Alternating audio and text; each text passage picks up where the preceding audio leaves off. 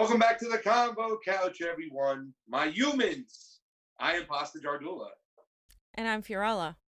And Johnny Sue is still spinning on those ones and twos. So we're doing a show today via remote. How you doing, fam? You look so happy on this Sunday. I think you should say Happy Father's Day to all the fathers watching the show. Go ahead. I think you should stop telling me what to say. Okay, and I can say it whenever I feel like it.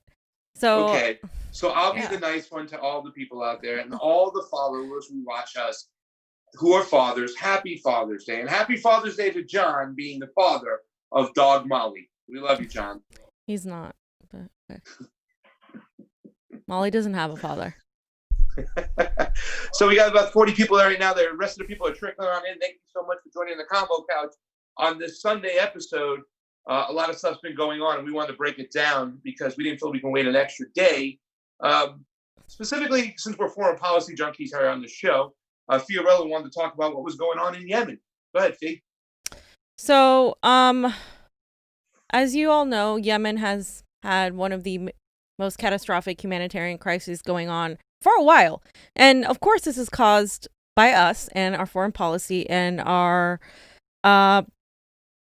basically our need to sanction, our need to support countries like Saudi Arabia that basically have been terrorists to everybody around in that region. And Yemen is one of the countries that has suffered the most, especially the children. So I have this tweet right here from Maltreya Bakal, and it's just a rundown on our foreign policy. And she says, U.S. kills are 1 million people in Iraq and 200,000 in Afghanistan. U.S. supports killing of 100,000 in Yemen. U.S. imposes genocidal sanctions on Iran, Syria, and North Korea. U.S. calls ICC a kangaroo court. Okay? And The Economist here shows why China bullies. It sees a world distracted by COVID-19 and too economically weak to hold it back. So while we are the number one bully and the number one leading cause for imperialism, China is, of course, the one that is vilified. I'm not saying that China is completely innocent in any way, shape, or form, but what I am saying is we are trying to gather anger and gather a sort of negative view of China so more people are convinced to go to war with China. We had to do the same to go to war in Iraq. We had to do the same and lie. So that's what we've been doing, Pasta. Yeah, well, they also on that tweet that I mentioned sanctions in Venezuela, sanctions in Russia, sanctions on anybody we don't like, period. Sanctions on Cuba still going on as well. And whether they have been in sanctions for a long time and been able to adjust, they're still going to suffer because we, the United States, in our imperialist ways, are putting the boot on the neck of these countries. And who suffers? Poor kids. The poor die, and a lot of children die, especially with Yemen. This right here, fam, to me is the number one problem. This is what's being avoided. There's going to be a new Pasta who's not going to accept the fact that people don't know about foreign policy and our imperialistic ways, especially after COVID-19. And let me also say, fam, I'm just going to disagree with you just a little bit when it comes to China, when we say they're no angel, whatnot. They are far big of an angel compared to us when it comes to their military invention. It's been almost 40 years since they've even involved themselves in any type of military action. We're just not denying the authoritarianism that exists there, too. That's what I want to make clear, that we're not denying that's there. It's not any different than it's different. It's a different form of authoritarianism than ours. We sit here and we have this whole mentality that we're free, yet we keep transferring wealth up to the top, let poor people suffer. We have almost 700,000 homeless people on the streets.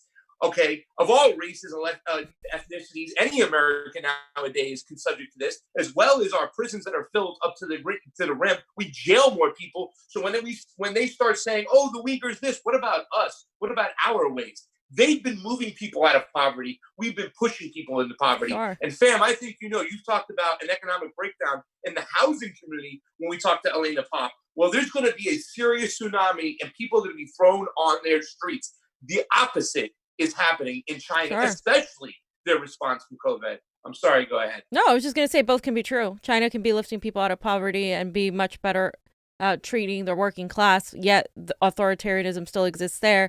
It exists here in a different form. I just think we have to be honest about what that is. So more on what's happening in Yemen, just to go over it. It's a really quick overview. Yemen is suffering from the worst humanitarian crisis in the last 100 years. They're currently fighting off an epidemic, cholera, which is crazy because nobody gets that anymore if you're in a first world nation. Pandemic, COVID-19, and famine and war at the same time. And according to Sky News, coronavirus will delete Yemen from maps all over the world.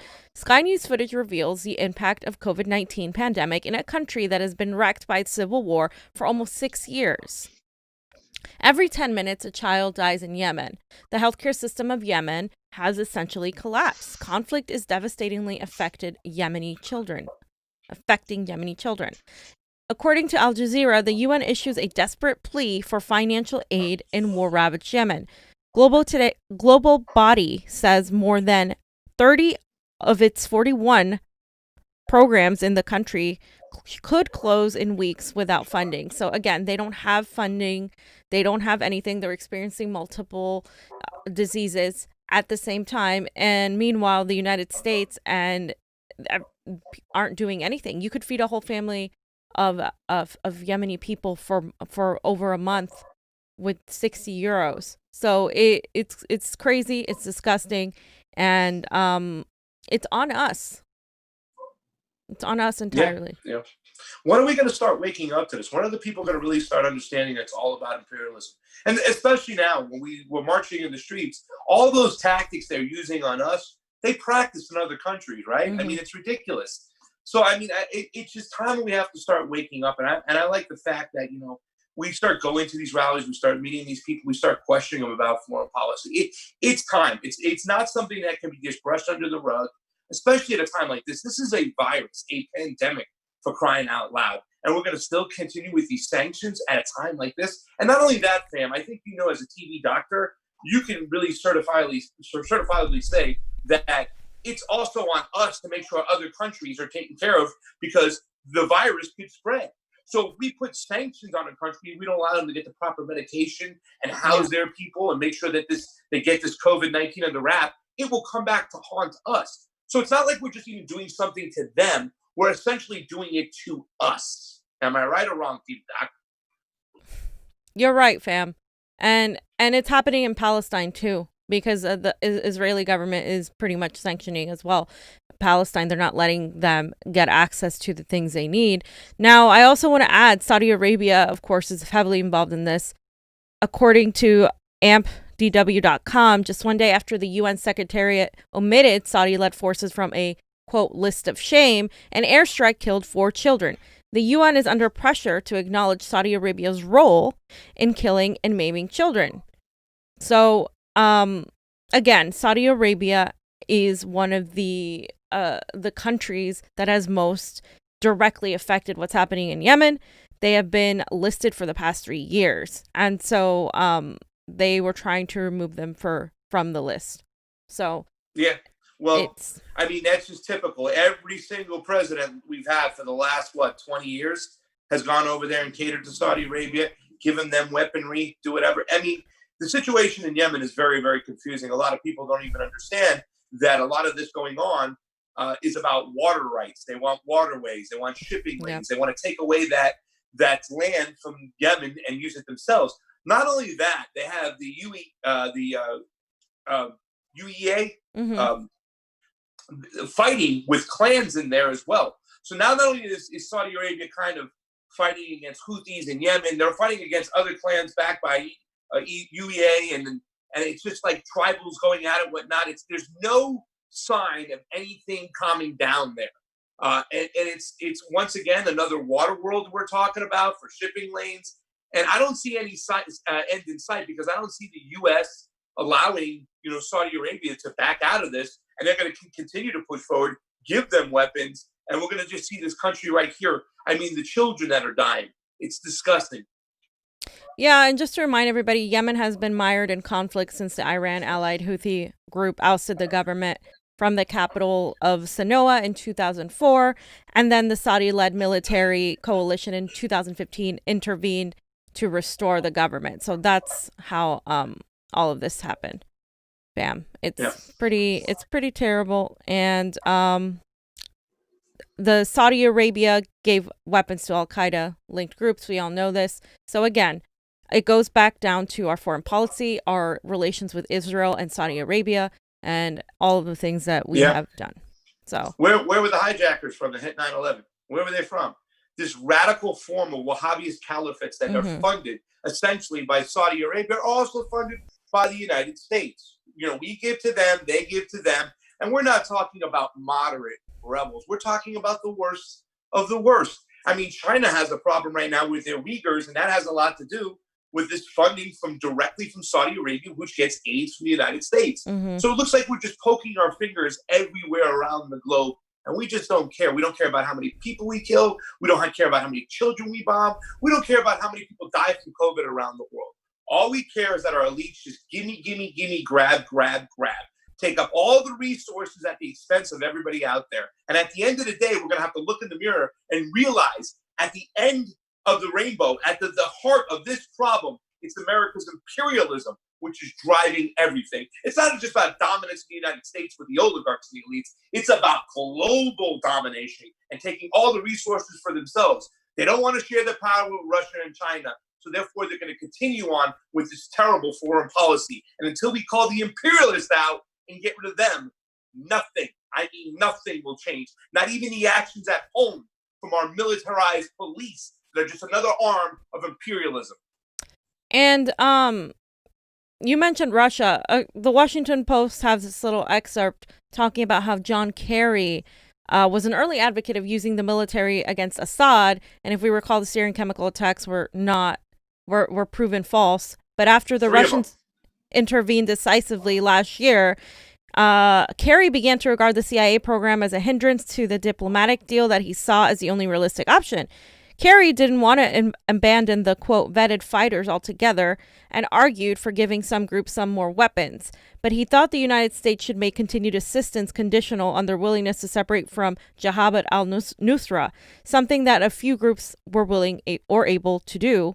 And the straddle continued. Kerry met financially through this year with the Russian counterpart, Sergei Lavrov, to implement the, quote, cessation of hostilities. Negotiated on paper last February, the CIA, meanwhile, continued to push a program that targeted Russia and its Syrian and Iranian allies and helped shield Jabhat al-Nusra.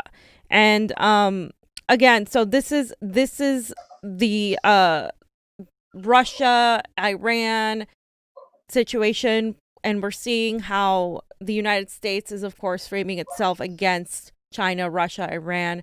And this is a problem that's going to be, I think it's exacerbated now with China, because the new Cold War is going to take this to another level. And now we're seeing India get in there. So this could potentially be a huge conflict, if not another world war. And the U.S. is hungry for war, I think. Yeah.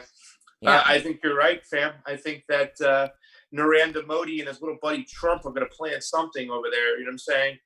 They've always had a little tight relationship. And, these people kill themselves with sticks and stones in the Himalayan. In the Himalayas, it was just ridiculous. And you know what, fam? It's right what you said. It's so right on. For the United States, it was like a 2-4 when it came to Syria. You know what I'm saying? And by the way, we still haven't pulled out of Syria. We still have sanctions on them. So nothing has changed there. Donald Trump just went and guarded the oil fields. But it was a 2 for United States imperialism. It was like, hey, let's fight to help Israel get this gas line through Syria. If we can get the side out, throw it out. And also we can poke at Iran and Russia as well, because they're close friends with Syria and they do business with Syria. So it was just it got the imperialists excited to go into Syria. And, Obama, he went along this plan, him and Hillary Clinton. And now we're in Syria and nothing has changed. Yeah, absolutely, fam. So moving on, we have our Juneteenth section, because a lot of people didn't even know what Juneteenth was. And a lot of people were mistaken. Yeah. Sorry to interrupt you, but can I just read the super chat? Because it's about the last section. It's from Glory Jones, and I know we love Glory here. Hi, Glory. Thank you for the super chat contribution. Always appreciated the couch. You're totally right, Pasta. It's beyond pastime for us to tie imperialism into this struggle. One of the main reasons the CIA killed Malcolm X was because he had began to internationalize the Black experience. And that is so true. You know what I'm saying? Like Malcolm X is the one who's had the biggest swing. He was on one side, he was very, very angry. And then he started getting it together and started bringing in these people as a coalition, explaining the imperialized situation. And that's when they kill him. When you start building these rainbow coalitions and you start pointing out imperialism, that's when you got to go. So I'm sorry to interrupt your fam. I know it was just Gloria, and I wanted to read her thing and say always appreciate it on the couch. So annoying, fam. Smile. No. Sorry. No, it's okay. No, 100%. 100%. That's what they're most afraid of. And that's the hardest thing to go back to right now. So Juneteenth.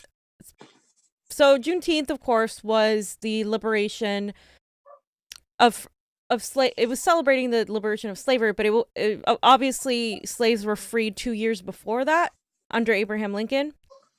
But what happened was that the Emancipation Proclamation Act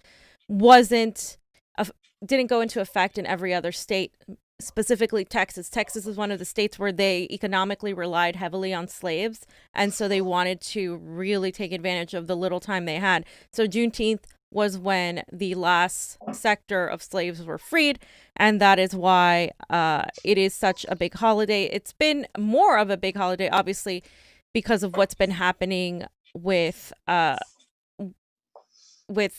George Floyd and the protests and the police brutality issues. But a lot of people just weren't aware of this. I vaguely remember learning about this when I was younger, but it is the oldest nationally celebrated commemoration of ending slavery in the U.S. It was in 1865 on June 19th that Union soldiers led by Major General Gordon Granger landed in Galveston, Texas, and they had news that the war had ended and that the enslaved were now free.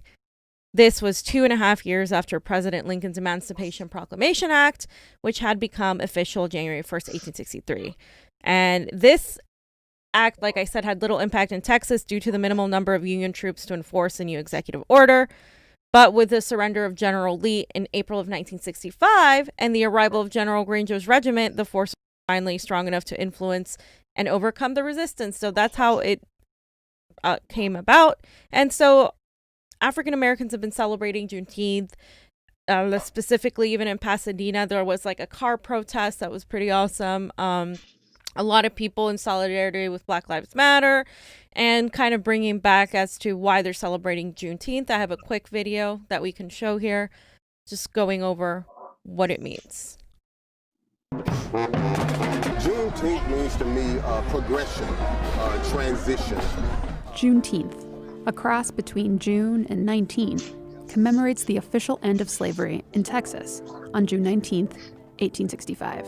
That's over 2 years after the Emancipation Proclamation was signed into law by President Lincoln. News of their new freedoms was slow to reach some slaves throughout the country, and historians theorize that Texan slave owners suppressed the information in order to get one final cotton harvest from the slaves.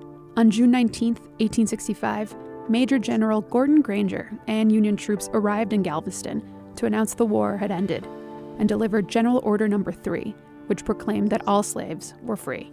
The first official Juneteenth celebration took place in Texas a year later and became a state holiday in 1980.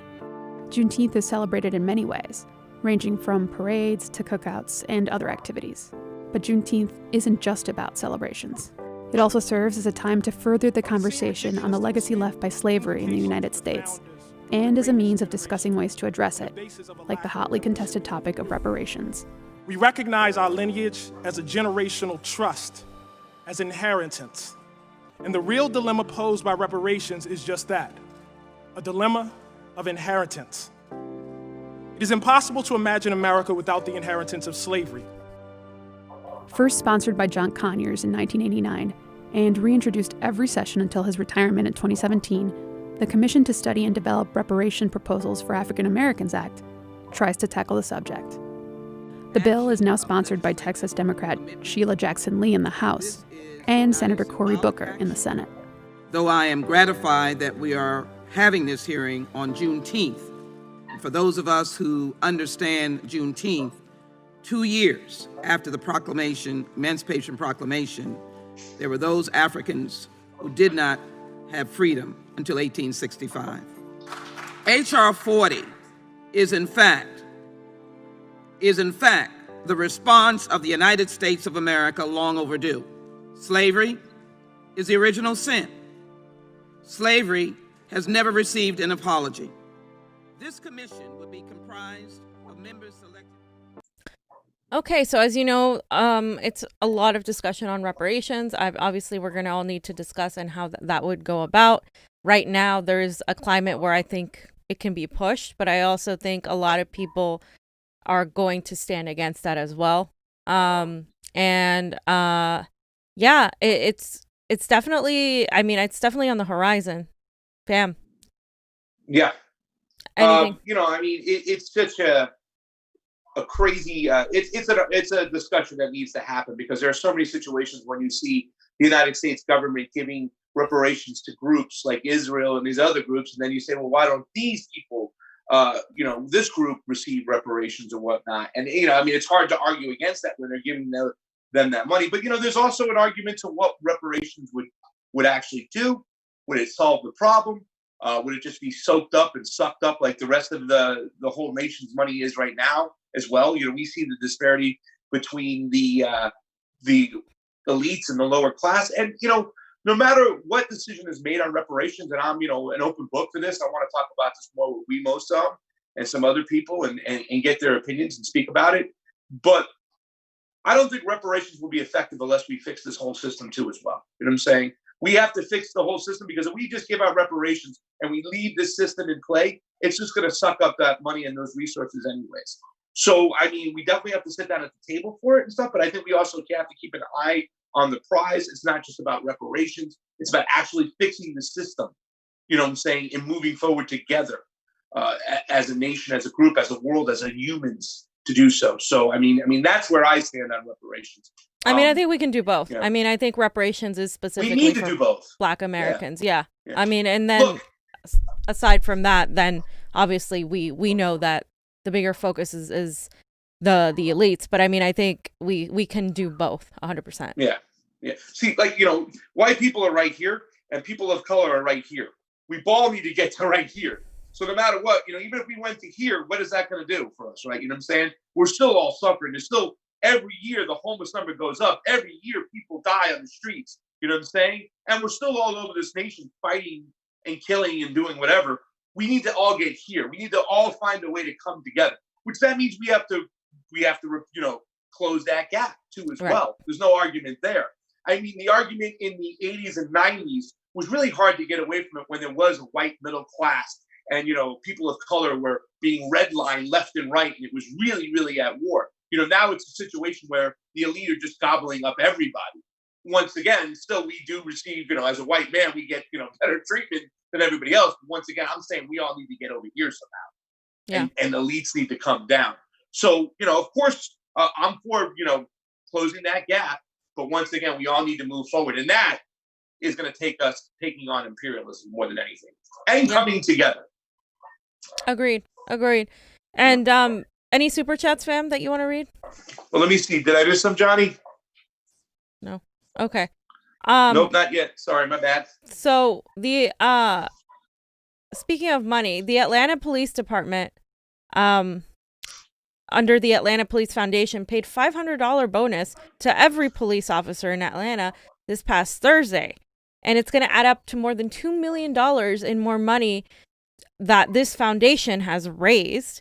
And apparently this is not city funds, but it is a nonprofit. And they said, we felt like it was important at this time because the morale is at the level. There is the rumor of officers leaving, and we just do not want to lose good police officers. This is David Wilkinson with the Atlanta Police Foundation. And they're also going to be purchasing 20 police cars to replace those that were destroyed in protests a few weeks ago. So I don't know. I think it's kind of a terrible idea for the Atlanta police to be giving bonuses to police officers when there's such a contentious situation in Atlanta, and when there was a murder and there's that, and people have been protesting nonstop. I just think it's really, really bad move. I think it just empowers people to continue to be angry that these officers, a lot of them haven't been arrested, haven't been convicted at all, and yet they're getting bonuses. Again, well, it is a nonprofit, right? So it's not from the state. Yeah, Thank so God. that's why. You know what I'm saying? And Yeah. Pam, I don't know what it's like. I can't even go to McDonald's and get myself a Big Mac. I don't know why you're talking to me like this. You know, I mean, listen, there's always going to be a group out there that is going to stand behind the police, stand by what they do.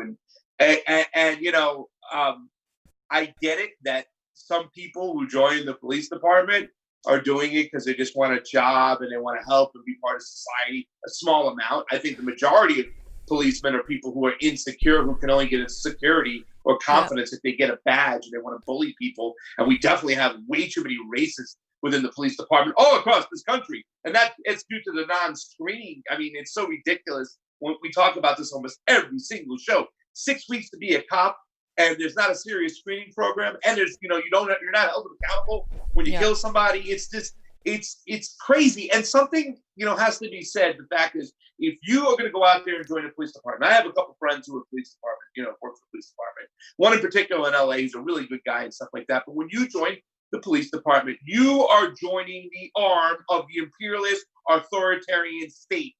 Period. Know that. So whatever you got coming to you is coming to you. That's who you're representing. That's who you're standing behind right now, especially when you're arresting and shooting at journalists. You know what I'm saying? Graham talked about it the other day on his show too as well. When you guys got arrested, know who you're working for, know what you're standing for. And I don't give a shit because people say, oh, well, what am I supposed to do? There's nothing we can do to avoid being part of the capitalist system. Capitalism is one thing, which is bad in its own. But when you're joining the arm of the imperialist authoritarian state, you get what you deserve. I'm sorry. And that's what the police department has become, the way they've been militarized, the way they go after press. You reap what you sow. So whatever's coming to you comes to you. So I'm so sorry that you're crying that you can't have a Big Mac. But guess what? You've been jailing people for the prison industrial complex at the behest of the elites. So you get what you deserve. Oops. I agree. 100%, fam. I mean, I think the police absolutely, at the very least, need to be, I don't even think reform's going to do. It needs to be entirely rebuilt. Because if they're reformed, they're still going to keep those same behaviors, those same tactics that are the militarized form of oppression. And I think that's something that has to change from the foundation. And fam, you're going to love this part right here. As a TV doctor, Grey's Anatomy, one of the writers, Krista Vernoff, went on a series of tweets talking about white privilege. And she really explained it really well. How all these things she did, and she never got arrested. She never got a record. So I'm just going to read a couple of them because it's a really long thread. She said, when I was 15, I was chased through a mall by police who were yelling, "Stop thief." I had thousands of dollars of stolen merchandise on me. I was caught, booked, sentenced to 6 months probation, required to see a parole officer weekly. I was never even handcuffed. Then she said, when I was 18, I was pulled over for drunk driving. When the police officer asked me to blow into the breathalyzer, I pretended to have asthma and insisted I couldn't blow hard enough to get a reading. The officer laughed and asked my friends to blow.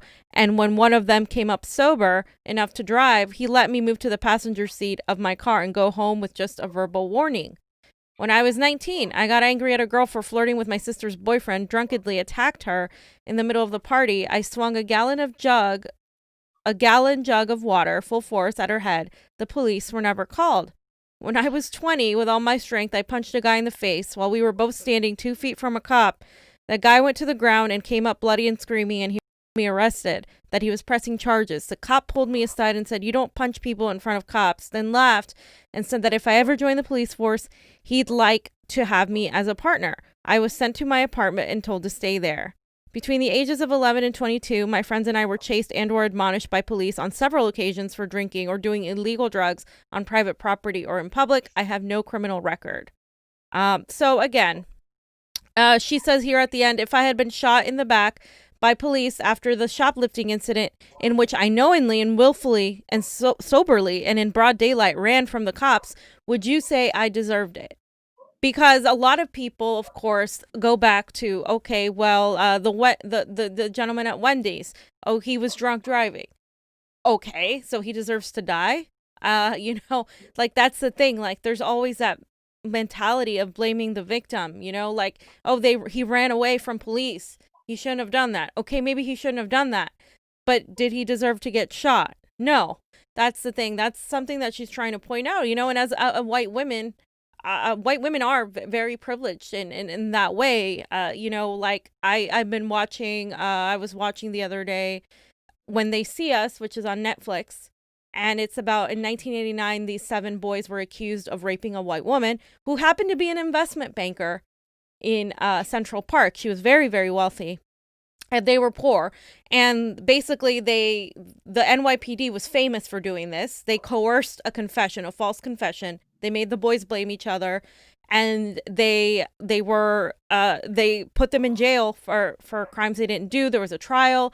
And this would have never happened if there weren't those racial tensions. They had absolutely set the names they called them, the way they referred to them. And Donald Trump was, of course, put in that show. He was put because during that time he was in New York and he was wealthy and he went after. He was a Democrat, but you could tell he had those racist tendencies. But also, let's remind ourselves who was president there. In the beginning, it was Bush. Then it was Clinton. And then Clinton in 1994 signed Joe Biden's crime bill. So again, that completely took what we're seeing here and what we saw in 1989 with those boys, how the black community and black children, I mean, these boys were 14 years old, were seen as predators, super predators, as Hillary Clinton called them, and thugs. And that wasn't just the Republicans. It wasn't just them. It was both the Democratic Party and the Republicans. So I encourage people to watch that because it really shows just how like for the longest time, and Krista, I think she's older. She's in her 40s or 50s, if I'm not mistaken. And how they vilified the black community and said, oh, these kids come from crack mothers and all of these things they said that were awful. And so there's definitely that disparity that we're still fighting. I mean, some of the things you could take from that serious in 1989 and apply it here. People were still out protesting. Little has changed. Very little has changed, except now we have cameras and we have cell phones. So yeah. It's definitely By the way, Anthony Allen left a super chat for $5. You know what I'm saying? So I mean, you know, Anthony Allen left a super chat for $5. Thank you, Anthony, for that super chat contribution. It's always appreciated on this couch, even appreciated in this nice yellow chair I'm in, Sam. Yeah. I have to take a look at that too. And also somebody, Faint Signals of Vega, left a super chat contribution and said, please interview Dr. Stephanie Kelton on her easy-to-read New York Times bestseller, The Deficit Myth. Excellent and important for the leftists to understand. #MMT. And I think it's really important to understand right now what's going on too as well. Money's made up. Any way you look at it, it's make-believe, it's pretend. Money is just a monetary system built in for control. You know what I'm saying? It's about resources, what the planet gives us, what we need. You know what I'm saying? And I'm even more concerned right now about the water that's really going under attack all around the world. So, I mean, yeah.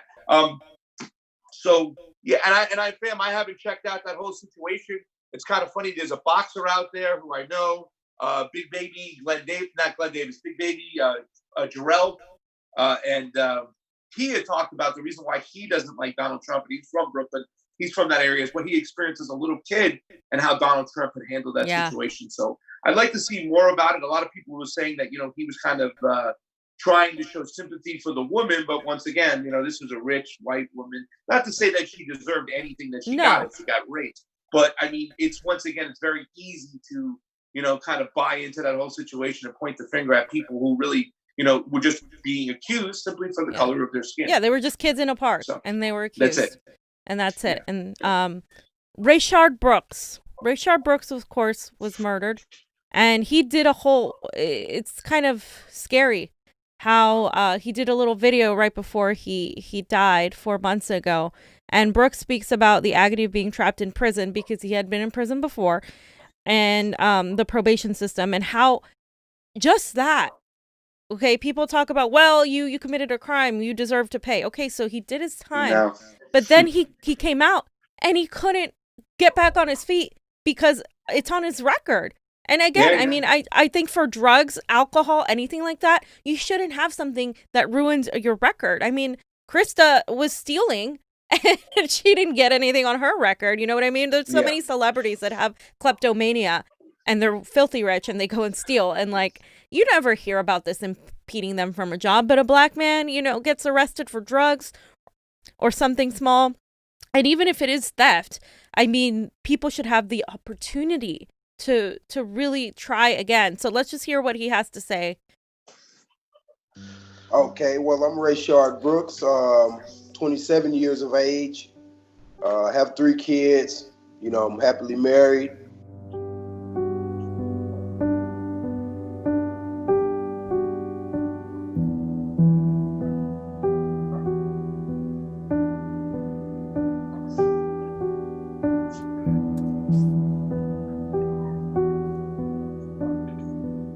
I want, you know, things to be bettered, you know, within probation and parole and also monitoring.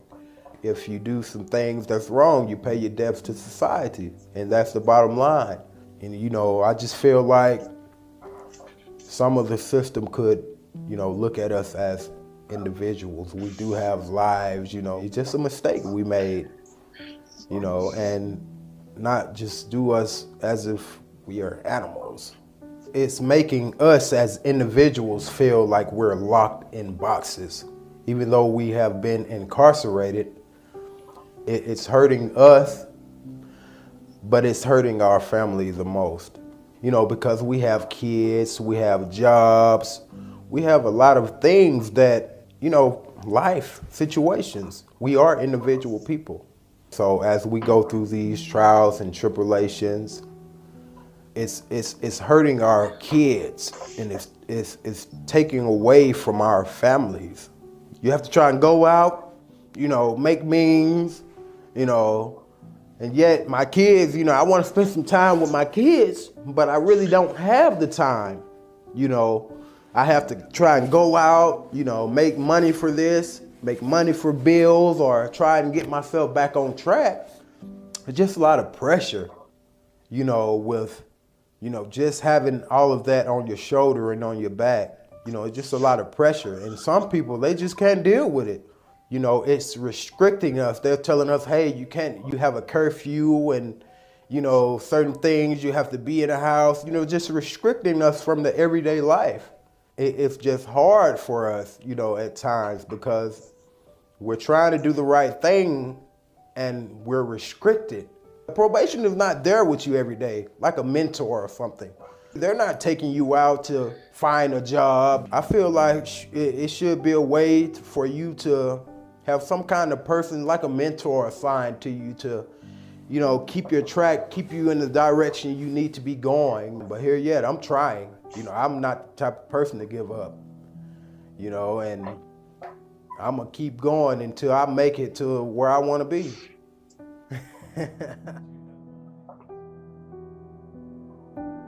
Okay. Yeah. See, you know, fam, that's the whole thing, is that we look at some of these situations and we understand that, you know, as gross as they are, you know, the death of George Hampton, the death of Rayshard Brooks, the murder, we should say, and everything like that. But we also sometimes don't look past, we look past, and we should keep our eye on the things that really affect people in a large amount of numbers every day, especially people of color. And poor white people too, or anybody who's poor, because mostly the jail system sops up everybody who's poor. And that's bail reform. You know what I'm saying, fam? It sacks people. Not only that about 75% of the people who are arrested are let go and never charged, but they have all this bail that just hangs over their head every single. It really puts people on the street. So, you know, as gross as these situations are too as well, we need to find a way to tie bail reform in there. You know what I'm saying? Because that's a big issue. I mean, I'm just hoping nowadays when a cop arrests somebody, they don't kill them. You know what I'm saying? But then I understand the problems that person has to go through when they get out. You know what I'm saying? The $3,000 that's lost, that they never get back, that they had to put it just to get out of jail, to not even be charged anyway. And those are the things we cannot lose sight on, and sometimes we do. And further, and even further than $1,000, $3,000, it's impedes them from having a future, because if people see that on their record, Resume. they're not going to hire them. And he spoke about something about the parole officer.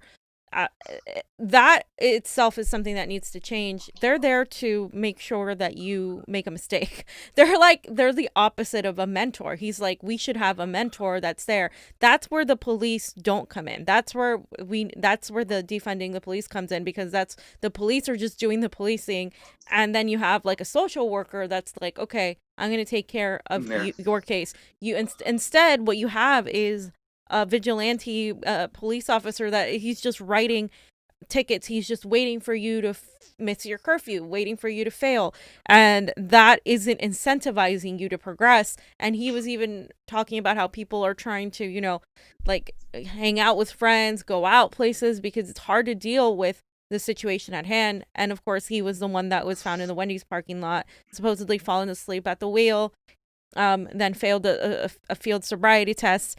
And so even that, you can blame it not just on the criminal system that is so corrupt, but also on capitalism. He's talked about, I can't even spend time with my kids because I have to work and make money and pay these bills. So again, it's all tied together from the system of capitalism, which is all right before our very eyes. It is falling apart as we speak. And the criminal justice system is an arm of that. And so we have to always remember that we have to tackle the capitalist oligarchy that is forcing people like Richard to really be depressed, upset, and not have the time to spend with his family, and perpetuating the cycle, because who knows what's going to happen to his kids.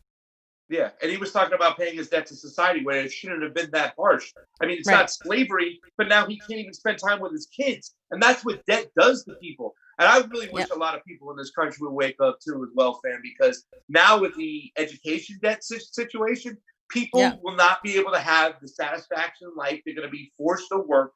Yeah, they might not be told, might be forced to whip by force. But if they want a house to live in, if they want to get their kids food, if they want to, send their kids to college, any chance or any of that stuff, they're going to be subject to work even when they don't want to. 2, 3, 4 jobs, and it ain't getting any better. It's going the opposite way. Time to wake up, people. They got you by the you-know-what, and you need to shake loose. Exactly, fam. And any super chats before we go into the next subject? do, from Maddie Zubik. Maddie Zubik, thank you for the super chat contribution. It is always appreciated in the house. Fam, stop drinking my soda waters. Thank you guys for always reporting the truth. BLM. Aw, thank you. Thank you, Maddie. You're awesome. Appreciate it. Fam, what else we got to talk about on this lovely Sunday fun day? So speaking of the system and the corruption, neoliberalism in action, fam. Oh. So let's talk about Bolton. Lord Bolton. Lord Bolton. He wrote a book, fam. Are you going to read it? Hell no. When this guy opens his mouth, I get nauseous. So neoliberals have turned him into a martyr because he wrote this book. And it's just a book. It's called, let me see. He was exposing Trump and he basically claimed that Trump was asked if Finland was part of Russia, and he was basically exposing Trump, saying that Trump is dangerous and pounding down on the Russiagate theory. And a lot of neoliberals, of course, came to, at least Bolton is a moderate. At least Bolton is calling out Trump. Yeah, the biggest warmonger in history, right? So who is that, fam? Is that 3 now? That's Jeff Sessions, Mitt Romney, and now Lord Bolton, the neoliberals, because of their TDS, are now praising. Sorry for interrupting, but I want to make sure everybody knows the scorecards. Jeff Sessions, Mitt Romney, and Lord Bolton are now, I don't know what to think anymore, fam. Fam, they're terrible. And so there was this tweet that I wanted to show by Save the Leftist that said, liberals are out here buying a book from John Bolton to own Trump. Y'all really got him this time. Like, it just doesn't make sense. John Bolton is one of the biggest warmongers out there. I mean, he was the one driving Trump to go into Venezuela, to go in regime Iran. Iran. Iran as well. He wants regime change with Iran. If it was Bolton and Trump and the roles were reversed, we had invaded Iran by now, ladies and gentlemen. Get that through your freaking head. He's written articles about going in and removing the evil access of evil. This guy is the biggest. He was also an architect of Iraq. Give me a break. And I just want to reiterate what his book is called. His book is called The Room Where It Happened, a White House memoir. And it's just, again, he's talking about his time at the White House under Trump. You know, he was fired. Trump fires everybody. And I just think it's ridiculous that a lot of people are buying this book and taking it as if this guy is some sort of like now martyr, and buying a warmonger's book. I mean, he was a national security advisor. I mean, come on. Like Pasta said, Iran was entirely Bolton's doing. And Pelosi, though, had something to say. Nancy Pelosi, of course. Now, she actually criticized him in a way that was very Nancy Pelosi-esque. She actually went after him, saying that he put his book royalties ahead of his loyalties to our Constitution and to our republic. Although he speaks to a fundamental truth about the president's unfitness, the con continues. So let's just hear what Nancy has to say. Shame on John Bolton for not coming forth during the impeachment. He wants to have a con with the far right by saying, oh, I'm criticizing the Democrats for not going further in the impeachment. But the fact is he refused to receive a subpoena from the House of Representatives. He said he would only receive it from the Senate. Well, he knew the Senate would never issue one. So he chose royalties in his book instead of patriotism to our country, knowing how unfit Donald Trump is to be president of the United States. I don't know if it would make any difference to the Republican senators. I don't know if it would have given him any courage or patriotism to vote differently in terms of impeachment or removal from office. But I think his words would have rung stronger if he had backed them up in the forum when it mattered, instead of at the cash register for his royalties. Shame on John Bolton. So, what do you think of that, fam? She's such a friggin' idiot. Well, she's pissed off he didn't come forth in the Ukrainian situation for the impeachment. You're still on your bullshit impeachment. Let me tell you something, Nancy Pelosi. You've done worse things in the Ukraine than Donald Trump has. You should be happy he didn't come forth and talk about everything that happened in the Ukraine. Really, I don't care what Nancy Pelosi has to say. She's ridiculous. I mean, I guess I'm happy she's not praising him, but I bet you we can find some neoliberals to praise him, can't we? I'm sure, but I just want to say I think she is, in a way, subtly praising him. She's saying, like a backhanded way. Yeah, like, I mean, she's doing it in a way. I think it's theater, right? Because she's denouncing that he didn't do it soon enough, but she's also saying what he's saying is true. And yeah, even this is okay. So she's keeping up her whole appearance of being the opposition to Donald Trump while simultaneously saying the national security advisor, who literally is the biggest warmonger in our country, praising him or exposing him is a good thing.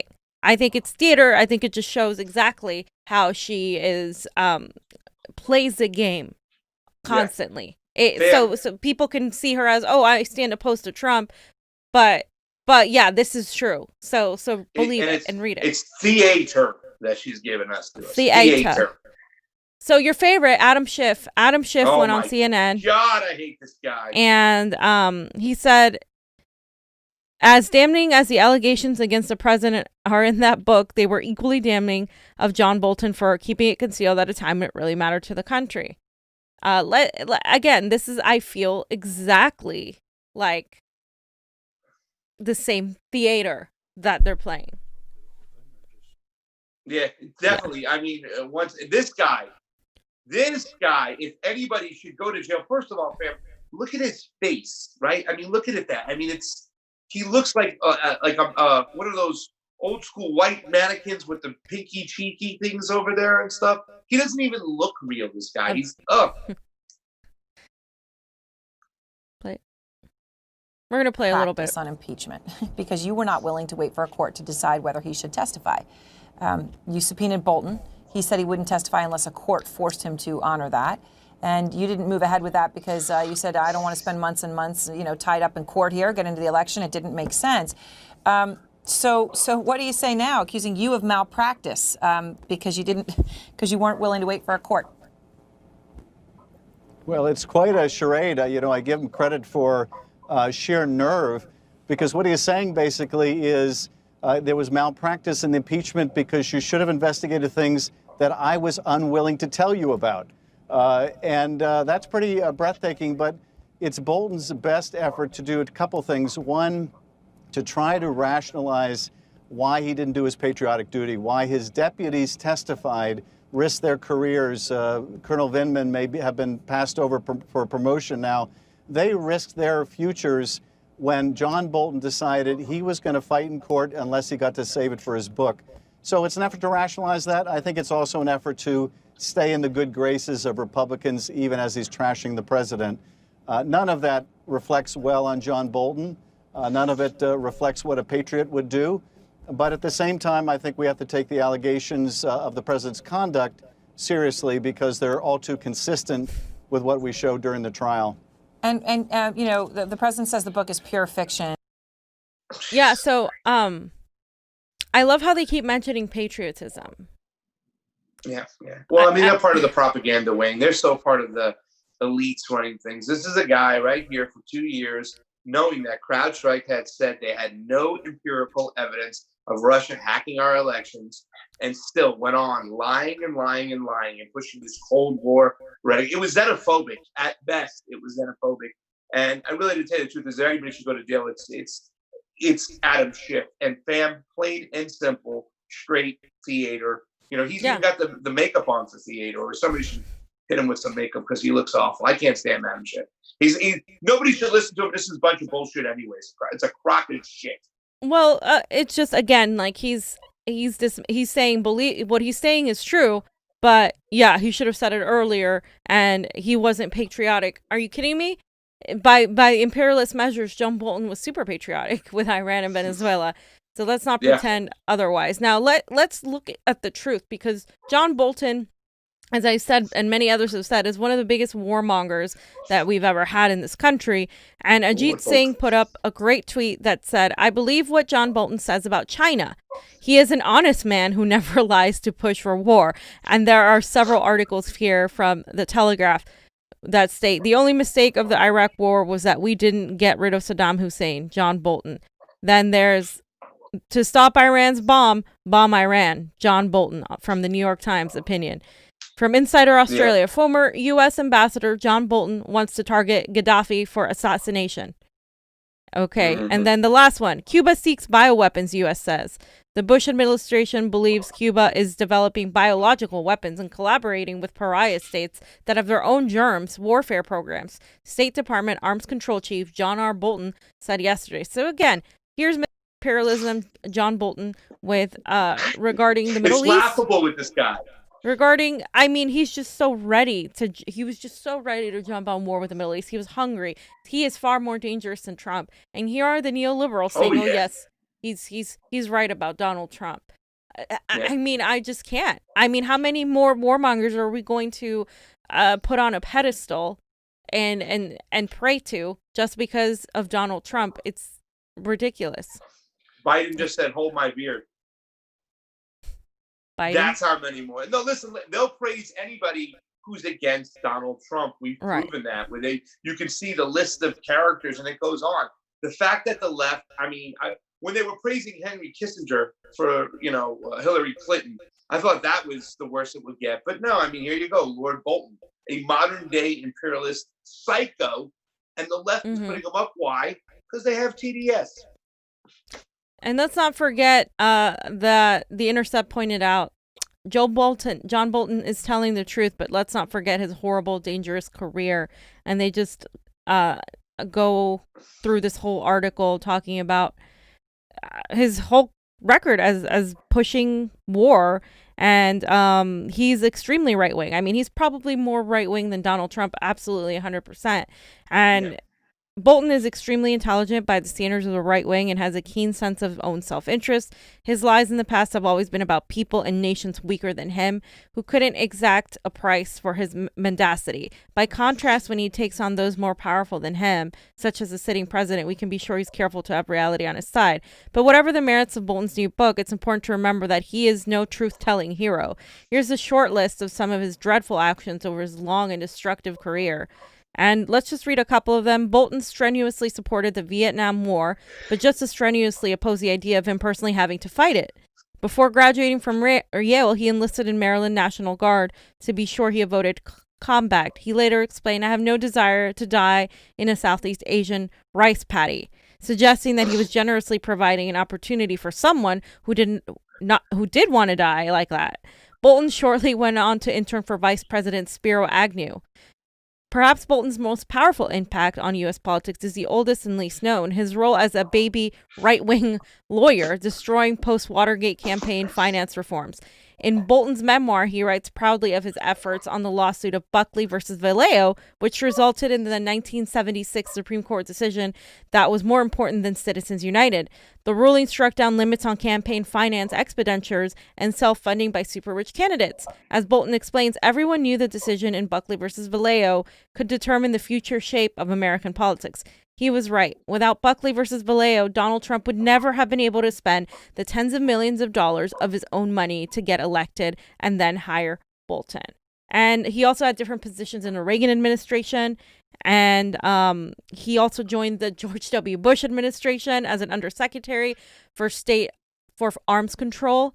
And he also succeeded in getting the Brazilian diplomat leader, Jose Bustani, ousted from his position also in the same year of 2002. So Bolton has so long of a history of imperialism, and not just abroad, but also even within the United States, working for people like George Bush. So for people to in any way, shape or form, saying this man is a hero is one of the most ignorant things. And I think we have to keep pounding on that Trump derangement syndrome. As horrible as Trump is, the system that created Trump was there, and Bolton was an architect of that system, just like Biden was as well. So yeah. I remember when talking with Johnny, when we started to talk, about why Donald Trump hired Lord Bolton, because a lot of people were confused. A lot of people thought, and they hoped the day that Donald Trump got elected, well, hey, maybe he's going to have this kind of like libertarian, non-interventionist kind of style when it comes to foreign policy. I mean, he went after Jeb Bush, on stage in South Carolina in that debate to say that, the Iraq war was a lie and people died because of it and it's your fault. So we kind of had hoped that. So we were trying to figure out, if Donald Trump is somewhat of a non-interventionist, why did he hire Lord Bolton? Well, I think some of us came up with the conclusion that he wanted to be the great negotiator. So why not have a psycho as your foreign policy advisor, where your enemies or your frenemies or people you're trying to work with geopolitically would say, hey, man, we got to take a deal from Donald Trump because Lord Bolton's there and Lord Bolton wants to bomb everybody back to the Stone Age. So that's why we thought at one point that maybe he was hired for that way. Well, it didn't work. And he ended up firing him anyways. But this is something the day he got fired, a lot of people on the left, the true leftists, should have been happy. And in no way, shape, or form should they be praising him. And like you said, the sidestepping the theater of Adam Schiff and Nancy Pelosi, well, he's doing a good job, but it's like 1 foot in and 1 foot out. You know what I'm saying? Yeah. No, Lord Bolton was an imperialist to the highest degree. The fact that he's talking to you and telling you that Cuba is a threat, should just tell you everything that you need to know. He'll invade any country at any time, anywhere. He does not. So. And yeah, and just as recently as a few days ago, John Bolton tweeted, "The House GOP is right to voice concerns about troop reductions in Europe. A smaller U.S. presence undermines the alliance, weakens efforts to deter Russia, and hurts readiness. There are no national security benefits to a U.S. draw down. Just problems, Republicans." Problems. He's stuck in a Cold War mentality. He won't, you know what I'm saying? This is exactly. Guy. And the fact is, I didn't even know he ditched war too, fam. I'm glad you educated me on that. The guy refused to go to war himself, joined the National Guard, so he hadn't done. He said he didn't want to die in a rice paddy, but he has no problem sending other people off to die in rice paddies, fam. So again, Glory Jones here had a really great tweet. And she said, breaking, Donald Trump aligns himself with Max Blumenthal in calling for Secretary Pompeo to be held accountable for his crimes by the ICC. So Max Blumenthal changed his Twitter name right there to prosecute Pompeo to ICC. And Donald Trump had retweeted before he did that. And it's just hilarious. And he said, John Bolton, a notoriously mendacious enemy of all living beings on the planet, is discovering what every other great Republican hope of the resistance has. Liberals will eagerly lap up any piece of hysterical Cold War propaganda if they think it can be leveraged against Trump. And Donald Trump retweeted that. It is hilarious. Wow. I think that is funny. Max Blumenthal must be so proud. Max, you're going to vote for it. Trump or Biden? You know, I would venture to say he's not going to vote for either of them. Yeah, I can say that too. Should I get some super chats? Huh? Super chat? I got some super chats. Yeah, I got a few of them. Sweet. Go ahead. You let me know when ready. No, go ahead. Sweet. Oh, so Andrea B with the Fox, the sticker going like this with the hearts, fam. So thank you, Andrea B. Your super chat contributions always appreciated on this couch. And then I got a couple of good doozies over here. Thank you so much to David. Stock market equals white supremacy.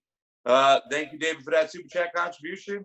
And he said, stock market, David again, stock market bailout equals elite capitalist billionaire supremacy. You better believe it. All the money they gave is gone up to the top. Another transfer of wealth. And David with his third super chat contribution, David is always a preacher on the couch, says Hillary Clinton laughing / John Bolton assassination of Gaddafi equals elite capitalist supremacy. David, you're a man of words today. And Anthony Chisholm, thank you for that super chat contribution, Anthony. My boy, Cenk on TYT was making the exact same BS argument. You know, it's a shame, fam. I know we don't have it listed in the folder today, but PYT, what they've become is so disgusting. Their TDS is hidden. That Katzenberg check. That's the best investment of the decade was Katzenberger.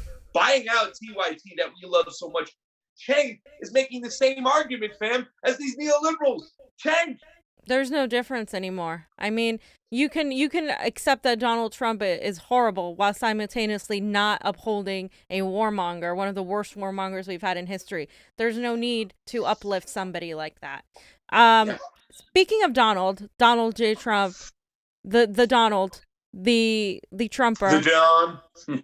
The silent majority is stronger than ever before. #MAGA. So I want to discuss with you, fam, because I kind of have a nuanced perspective on the Tulsa rally. So what happened was that a bunch of Zoomers, Vanessa's age and below, they went on and they bought fake tickets to, not bought, but requested, because it was free, fake tickets to the Tulsa rally, making Trump think that 1 million people were going to show up. And then, of course, when the day came, a lot of them were fake. And so they didn't show up. So Donald Trump posted some cropped photos of his rally. And you guys can see it's a decent, looks decent. Okay. But then when we go down into the thread, you're going to see what it really looked like. It wasn't entirely full at the top. And also, here, they had to cancel their events on the overflow crowd. There's the main floor right there. There's a lot of space. Okay. And there's just a bunch of pictures of people saying that's not true. Like there's so many empty seats. And he lied, that he's making it look like it was bigger than it was. Okay. So yes, while it's funny to see Trump fail and to see like all these people not show up and to see that it's not as big as he thought it would be, here's the thing. Since when have Democrats cared about crowd size? I remember when Bernie Sanders was having his rallies that had way more than this, pre-coronavirus, of course. Democrats were saying, that doesn't matter. Those numbers don't matter. All of a sudden, it now matters that Donald Trump only had about 7,000 people at the rally. First of all, it's coronavirus. 7,000 people at a rally is still a significant amount, especially because conservatives tend to really just vote. There's some of the people that always vote more than liberals, and I'm saying liberals specifically. They vote more. They don't necessarily go to as many events, but they will show up on the day to vote. Another thing is that Joe Biden, let's talk about how many people Joe Biden has gotten in office. He had I think tops of 300 people at one time show up to a little event he had, and people are acting like, okay, yeah, so Trump is obviously going to lose because he had only 7,000 people show up. And I'm like, wait a minute, how many people has Joe Biden had at all? So I just think this is the dumb thing that the establishment does, especially the establishment media and the neoliberals. They act like this is a win when it's not, because you're basing it on rallies now that all of a sudden you care about, but also post-coronavirus, and also that it was purposely made that way. What do you think about that?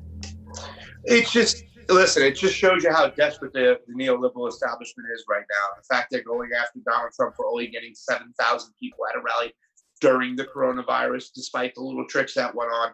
Fam, we know when it comes push comes to shove, the Trumpers are going to be out there. It's going to take a lot to beat this guy. We were in New Hampshire and we saw his rallies there right after the impeachment trial and it ended, and they just energized his base. And like you said, who are the neoliberals to even talk anyways?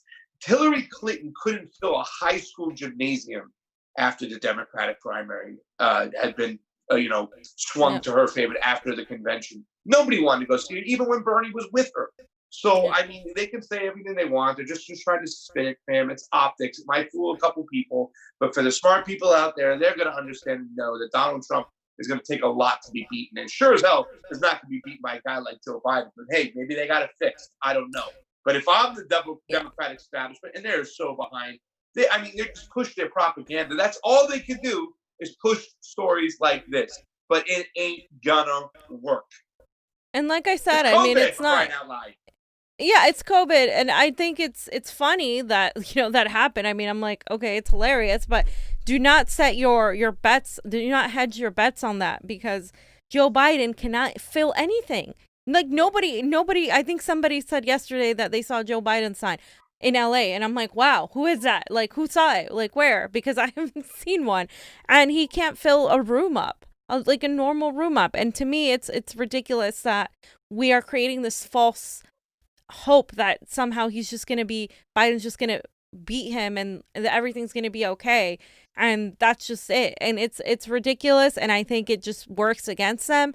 And I agree with you. Joe Biden's gonna be it's gonna be difficult for him to beat Donald Trump. I think Donald Trump has made a lot of mistakes that he shouldn't have made, as far as trying to keep the independents and those libertarians with his more interventionist policies, which is anti-China rhetoric and all these things that he has lost people on. He hasn't had the best response to COVID at all. He has been incentivizing his base against the whole Black Lives Matter, against the police brutality issue. And I think that's hurt him, but I also think he's catering to his base, and I think this is what he does. He sells, he's a con man, and I think his base is actually more dangerous than he is. And we were talking about that the other day. I think Donald Trump, half the time, doesn't even believe in what he says, but he's using it to create the incentivize these people.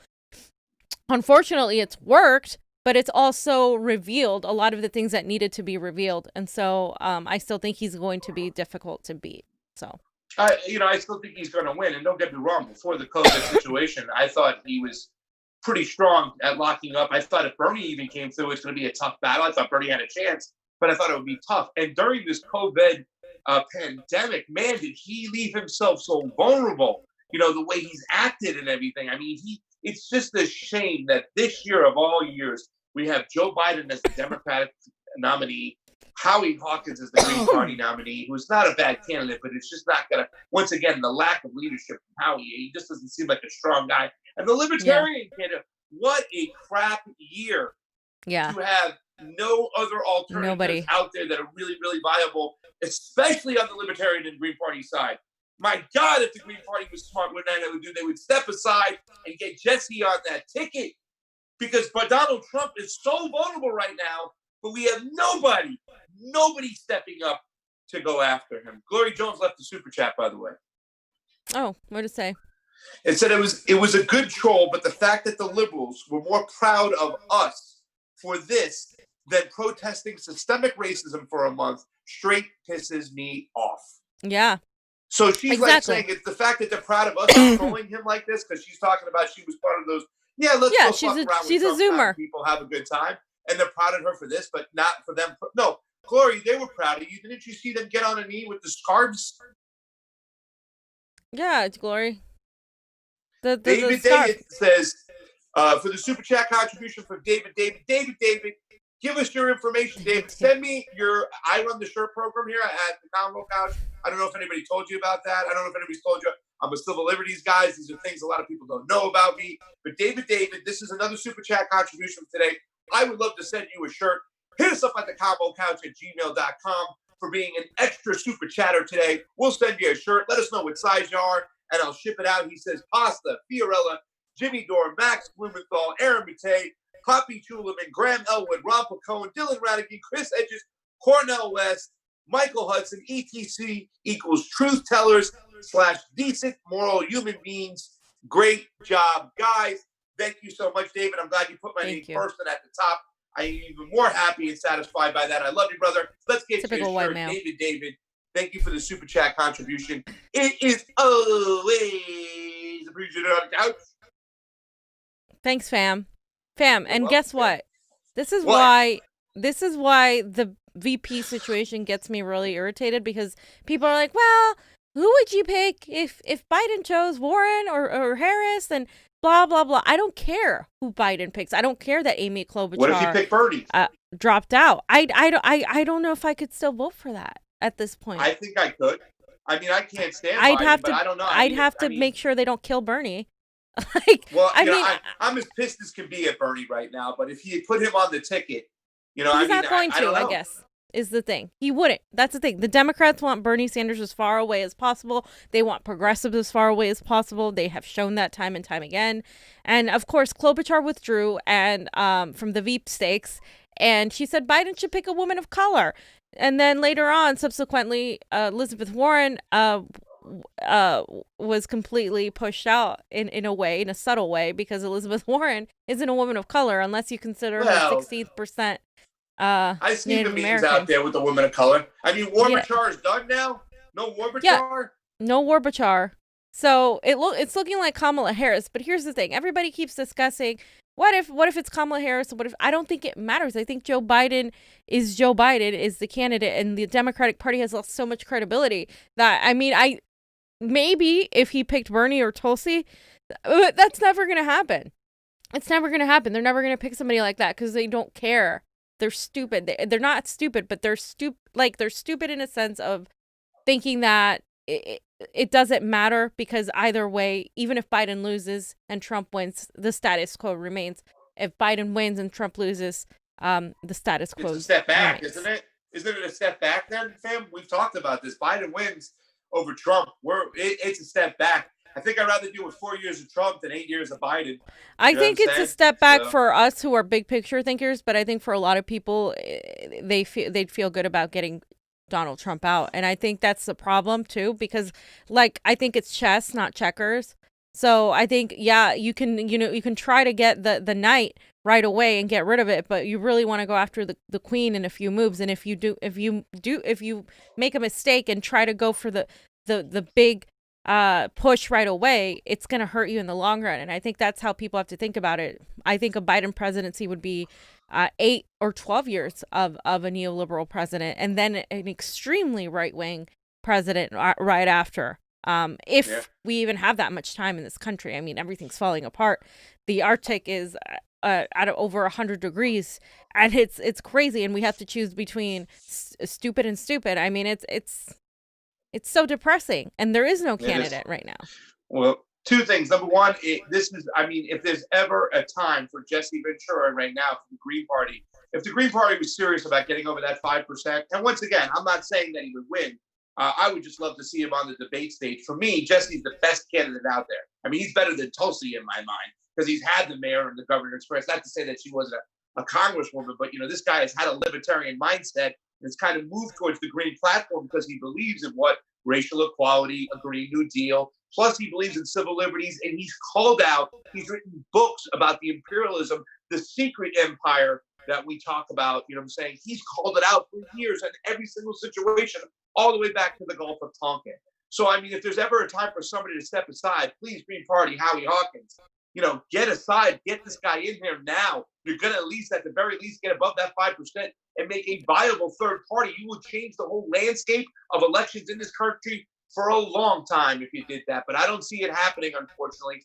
And the second thing I'd like to say is, fam, you said we were playing chess, not checkers, because that's the way we are. I'd like everybody to know, watch the Convo Couch, that I am the #1 ranked chess player in the You house. are not the #1 ranked chess player. Are you crazy? Awesome. I got bored of playing with you because you kept playing the wrong moves. Johnny. I beat you did not beat me. You quit. Well, no, I did not quit. With Johnny, but I had 4 players and he had 1.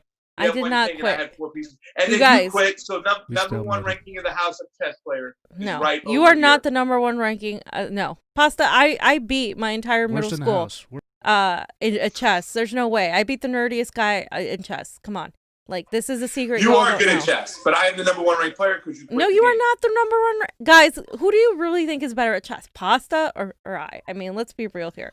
Come on, let's leave it up to the Convo Couchers. The fans. Can I tell you something? I'm glad that you stopped playing that game because you had me like I like every single time I made a move, I was like, Fiorella would counter with another move, but I'd be, oh shit. Fiorella, I would go, and then she'd be like, oh. So we got to a point that you really had me on the ropes. Like I was like, I wasn't seeing my way out of it. And I just kept quiet and you didn't play. And I was like, I took the victory. No, you can't take the victory. It's still still ongoing. Move, fam. I can go back. The last move.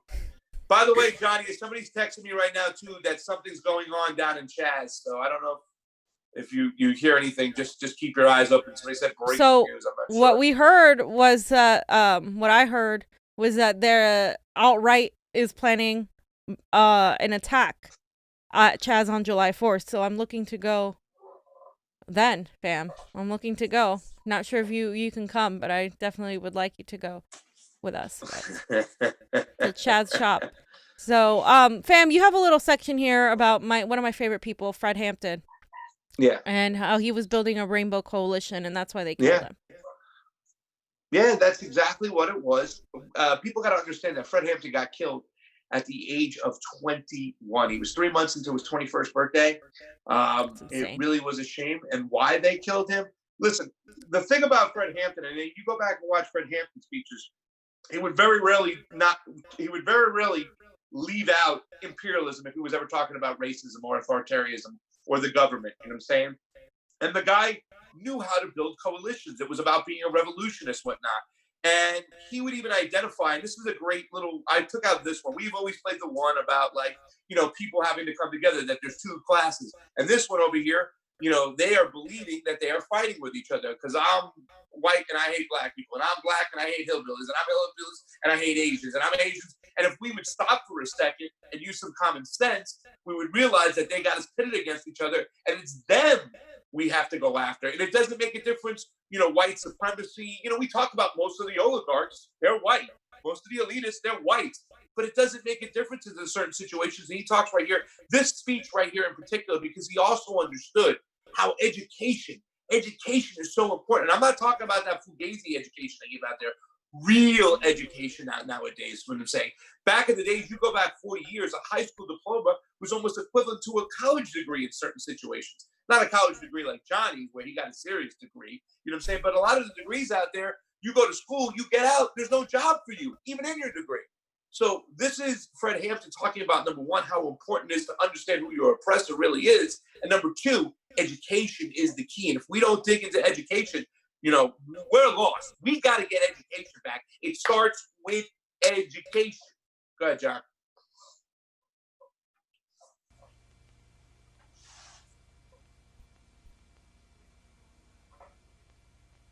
You basically knowing my ideology, basically and me knowing yours, you can support some of our programs. Is that what you're saying? Why not? And you believe in programs like the Breast for Children program and free health clinics? Right on, brothers? We believe they're good things. Uh-huh.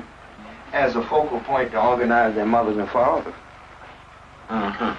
Peace. Mm-hmm. There's no educational program here?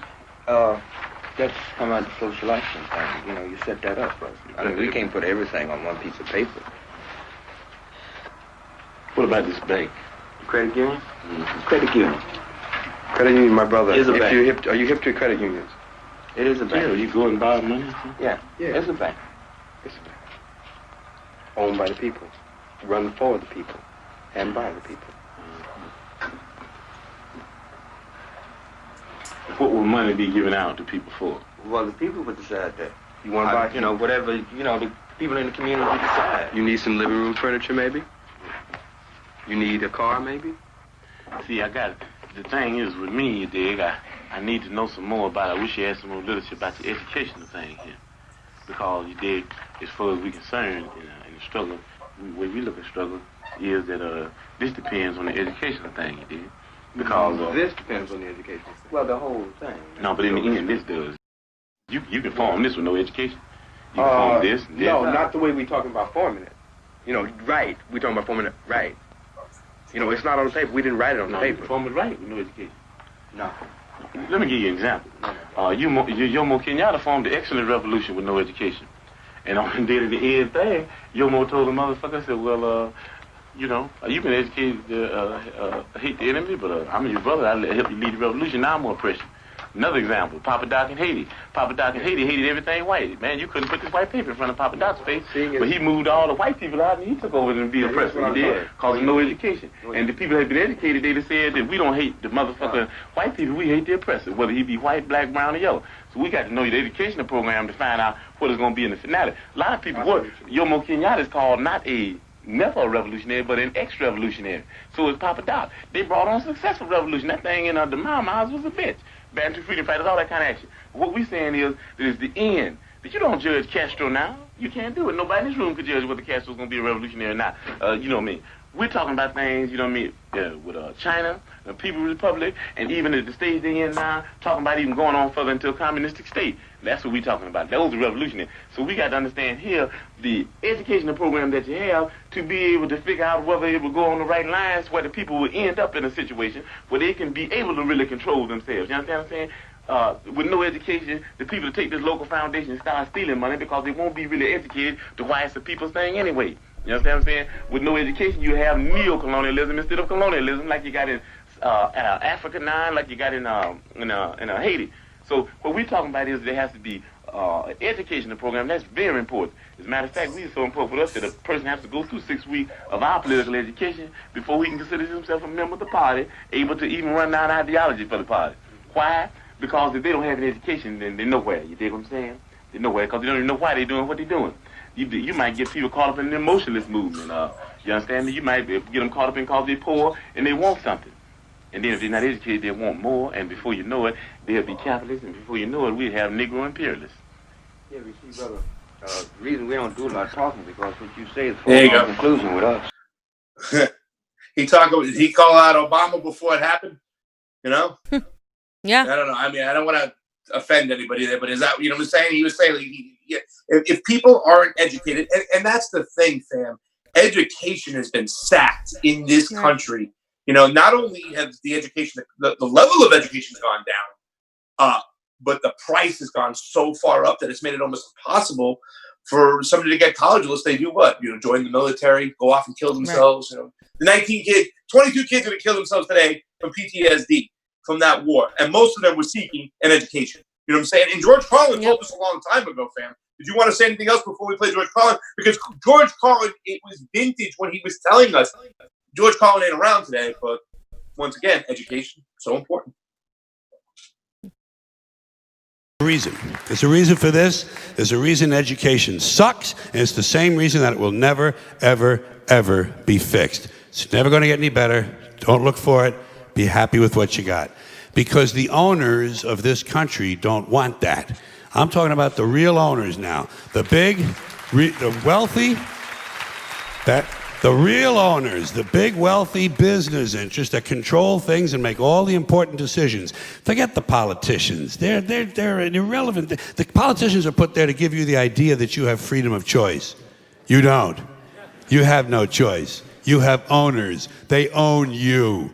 They own everything. They own all the important land. They own and control the corporations. They've long since bought and paid for the Senate, the Congress, the state houses, the city halls. They got the judges in their back pockets, and they own all the big media news, all the big media companies, so they control just about all of the news and information you get to hear. They got you by the balls. They spend billions of dollars every year lobbying to get what they want. Well, we know what they want. They want more for themselves and less for everybody else. But I'll tell you what they don't want. They don't want a population of citizens capable of critical thinking. They don't want well-informed, well-educated people capable of critical thinking. They're not interested in that. That doesn't help them. That's against their interest. That's right. You know something? They don't want people who are smart enough to sit around the kitchen table and figure out how badly they're getting fucked by a system that threw them overboard 30 fucking years ago. They don't want that. You know what they want? They want obedient workers. Obedient workers. People who are just smart enough to run the machines and do the paperwork, and just dumb enough to passively accept all these increasingly shittier jobs with the lower pay, the longer hours, the reduced benefits, the end of overtime, and the vanishing pension that disappears the minute you go to collect it. And now they're coming for your Social Security money. They want your fucking retirement money. They want it back, so they can give it to their criminal friends on Wall Street. And you know something? They'll get it. They'll get it all from you sooner or later, because they own this fucking place. It's a big club, and you ain't in it. You and I are not in the big club. And by the way, it's the same big club they used to beat you over the head with all day long, when they tell you what to believe. All day long, beating you over the head in their media, telling you what to believe, what to think, and what to buy. The table is tilted, folks. The game is rigged. And nobody seems to notice. Nobody seems to care. Good, honest, hard-working people, white collar, blue collar, doesn't matter what color shirt you have on. Good, honest, hard-working people continue. These are people of modest means. Continue to elect these rich cocksuckers who don't give a fuck about them. They don't give a fuck about you. They don't give a fuck about you. They don't care about you at all. At all. At all. Yeah. How long did he say it, fam? Yeah, exactly. 100%. I mean, that's one of the most famous speeches George Carlin ever did. And a lot of people, you know, really woke up when he started telling it like it is, and talking about, you know, how they don't give a crap about anybody. The whole thing is working as it should. And I really liked what Fred Hampton was talking about, educating people in the Black Panther Party, because I think that's something that's missing in the progressive movement, is a sort of I think people are doing it independently, but if there was a movement to have like a re-education of sorts, of learning not from the Western imperialist perspective, but from actual truth and actual history of how things happen, then I think you would get people knowing. A lot of like, you know, a lot of Gen Z, like, this is the opportunity for us to educate them on, you know, while this is going on against police brutality, against with BLM, and supporting all of these things that are happening. And while they're realizing how horrible Trump is, that we educate them that Donald Trump is, of course, a creation of the system that people like Bill Clinton, like Joe Biden, like George W. Bush, like George Bush Sr., like all of these, all the way to Reagan and before Reagan, created. This country was founded on these things, on these the oligarchy being able to control the media, being able to control what information you get. And so a lot of the things we get are skewed. I think that's the next step, is the education of the next generation, so they don't make the same mistake we made when we voted for Barack Obama, when we voted for those symbolic politicians. We can't allow that to happen again. You know, Gloria Jones says it's not even education nowadays, it's just high-priced programming. And she's so true. If I had a child today, I wouldn't send him to school. I'd homeschool him. And I know a lot of times you say, oh, the homeschool kids are the weird ones. They're the antisocial ones and stuff. But yeah, I'm not down with the shit they're teaching them, the programming in school, whatnot. And if you talk about programming, he also talked about it's you know what I'm saying? We want to make sure that we get the right people in there. That's why people have to be educated to understand. They have to have critical thinking to understand what's going around them. You know, Francois Duvalier, aka Papa Doc, was a brutal dictator, and the literacy rate, you know, was like 10%. Like 10% of the population could read by the time this guy left office, and he just kept his people very poor. In suffrage, he had this whole these type of goons, Johnny, that would go out there and they were like the secret police force that would arrest and kill people. He would have people's heads chopped off as political opponents and leave them in villages for people to see. And I love the fact that Papa Doc would point out these things. It's like it's not black and white. You got to go further than the racism that's there. You got to go further because it all leads down to imperialism and authoritarianism, and that's what we got to look at. You know what I'm saying? They'll put anybody in there because, once again, Papa Doc was a friend of westernized, business, so therefore they let it happen. They didn't give a shit. There was racist as can be, and they let it happen, the elites. And that was pointed out as well. And I just want to point out, too, the assassination of Fred Hampton, fam. It was a hit. It was a hit job. They said, and when they looked into this, and once again, he was 21 years old. And the second paragraph says, tragically, Hampton and fellow Panther Mark Clark had both been shot dead, and 4 other Panthers in the apartment had critical gunshot wounds.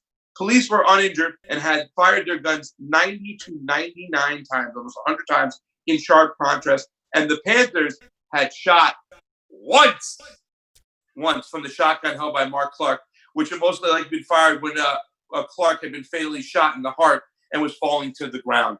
You know what I'm saying? They obtained a whole layout from an FBI agent. So here it is again. Your deep state, your intelligence department working against you, and they killed Fred Hampton because why? He was building a rainbow coalition. Fam, I want to be a Black Panther because they're social /communist revolutionists that are against imperialism. And that's awesome. You know what I'm saying? And that's why they killed him. That's why when Malcolm X became the Malcolm X he was when he was killed, that was the person they were killing. That person who was building a rainbow coalition. We talked about the Poor People's Campaign, Martin Luther King Jr. That's when they killed him. Bacon's Rebellion, we go back and talk about it. It's like, hold on. We can't let these people of different race and classes get together. You know what I'm saying? Because they'll get together and they'll kill us. So what do? They keep us divided. They killed this man at 21 years of age. 21 years of age. And his son was famously on the movie Block Party. If you haven't seen it, with Dave Chappelle. It was directed by Michel Gondry, who directed our favorite movie, Eternal Sunshine of the Spotless Mind. But Mos Def was there. And Mos Def talks about this is Fred Hampton Jr. And Fred Hampton Jr. went up there and talked. And Fred Hampton Jr.'s words were, release all political prisoners. Release all political prisoners. You know what I'm saying? This is politics, baby. Politics 101, imperialism, and they'll get your ass. They, the imperialists, need to be brought to heel, fam. I'm sure the cops were fearing for their life, fam. They shot 99 times. I'm sure they were scared.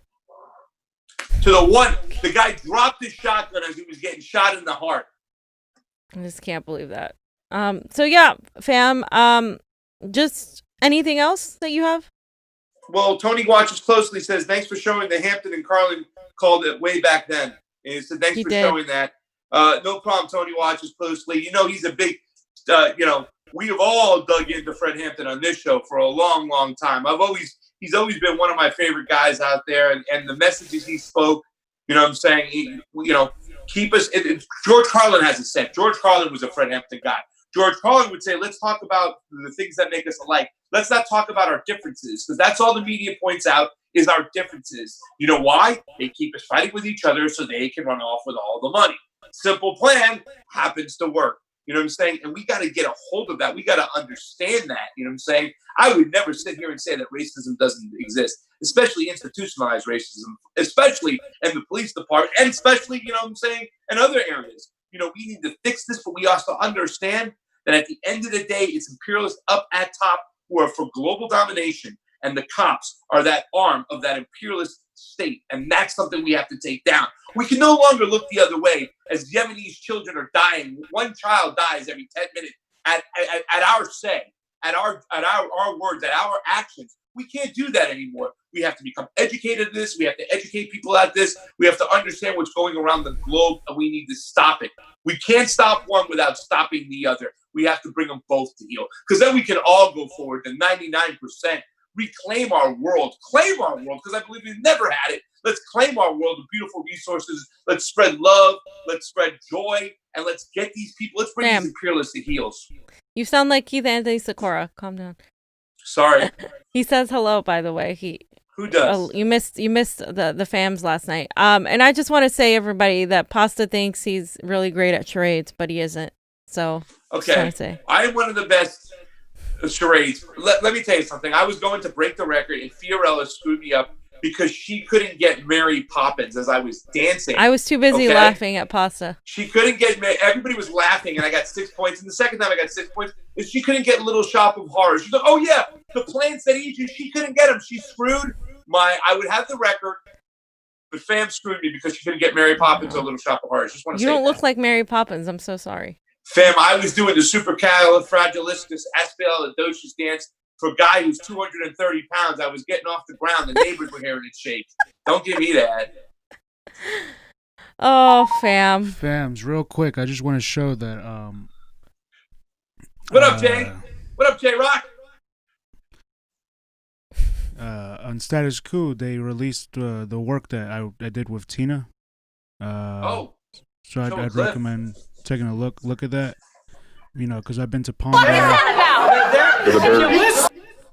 I've been to Palmdale. I went with Palmdale multiple times with Tina, and yeah, there was a lot of fugazi shit going on. Like, there were multiple cameras. The police said there weren't any cameras. And, you know, we went and investigated. We went to all these different places in Palmdale, and we actually got footage from one of the stores. And you should go check that out. And then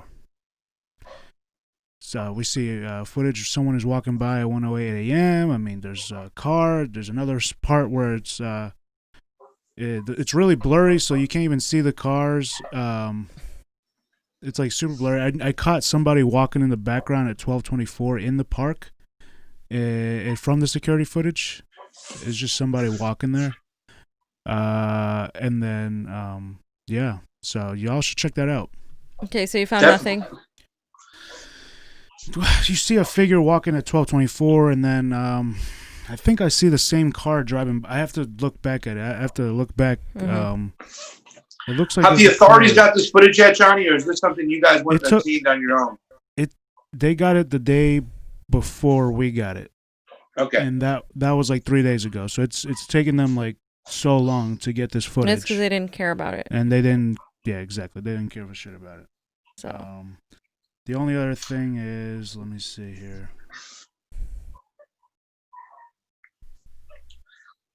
I have to show you guys this really funny, really funny video of Fee and Pasta. What? Oh, no! Spider-Man. He's flying in the air! Oh, Superman! No! Oh, Batman! Thank Sorry. you. Okay, yeah. What the hell? Why are you showing that shit? Oh my god. That was you guys see what I was dealing with. And he goes, Spider-Man! By the way, Princess Queen left us a super chat contribution. Thank you, Princess Queen, for that super chat contribution. It is always appreciated on the couch. Love the content. Didn't know about Fred Hampton, but I've been inspired to look him up. Look him up. You know what I'm saying? Listen, I don't want to join the new Black Panther Party because it's different, but the old Black Panther Party, fam, I heard they eventually went up to West Virginia and started working with church leaders in West Virginia. I don't know what has become of them. I see Fred Hampton Jr., who's on Twitter now, has the Black Panther Party Cubs, he's calling it. I don't know what that's really about. There's the Save the Hampton House. You can make a donation to try to save Fred Hampton's old house. So, I mean, please look up Fred Hampton. He's awesome. If the Black Panther Party was around today, I'd be part of that party. You know what I'm saying? And I've never ever really considered myself a socialist, communist, kind of like you, fam. But that should be the goal for the people to own the businesses, to share in the benefits and the resources. You know, we're only on one planet. We have to share it together. At the end of the day, I say it all the time. The monetary system is just something that is made up. Power to the people. And let's all reap the share in the benefits. Nobody should be poor on the whole planet, let alone the richest country in the world. And Fred Hampton was all about that. And yeah, please go look up his stuff. He is amazing. He's got some other great speeches. He would say, repeat after me, say, I am a revolutionist. That's what you have to say. You're a revolutionist. That's what it's all about. Let's take it down. true revolution. The oligarchs must go. And you suck at charades, fam. Batman, please, you come on. suck. True rebel. No. Network. All right. All right, guys. Network. All right.